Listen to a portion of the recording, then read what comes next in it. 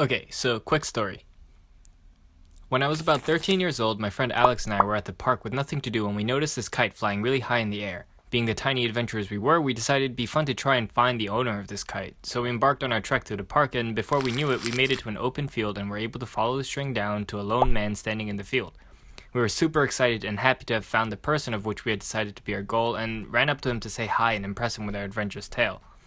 However, after we told him that we had seen his kite from across the park and came to find him, he just looked at us and said, "Sounds like you guys need to get a life."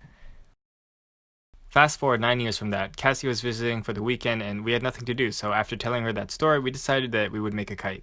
What are we doing today? I'm gonna go fly a kite. 'Cause f that guy.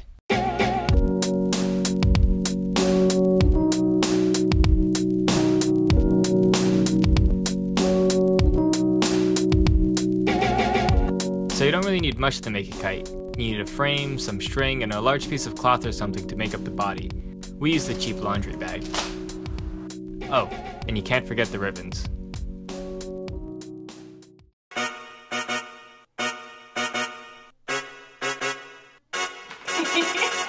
That's fluffy. So, to start off, cut the wooden frame down to an approximate size of what you want the kite to be. Nice and flat. Perfect. They're so great. Thanks, babe. Then add some grooves to the end of the frame for the string to pass through. Mark where you want to attach the frame together and use glue and string to do the job. Continuing the string from the center, you want to run it along the grooves you just made and create an outline for the body of the kite to latch onto. Use this outline to cut the bag to be slightly larger than the frame. Then attach it by folding it over the string outline and sealing it shut. Lastly, you want to make a hole at the top and bottom corners and run a string through it in order to make a collar to tie the handle cord to leash it with.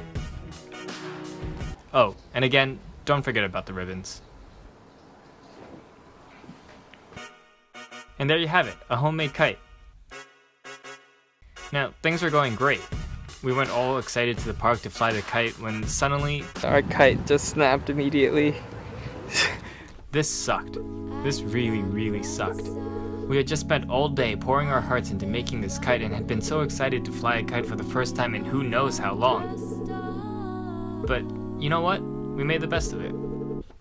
I don't know why I made this whole video about these two failed stories. Something just drew me to this weird, ironic, poetic nature of the hole at the end of the kite. I guess the point I was trying to make is never let the fear of a shitty ending stop you from trying.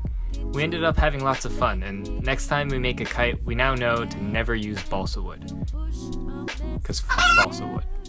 Out of my snotty face and kiss me. Whispered it would be okay.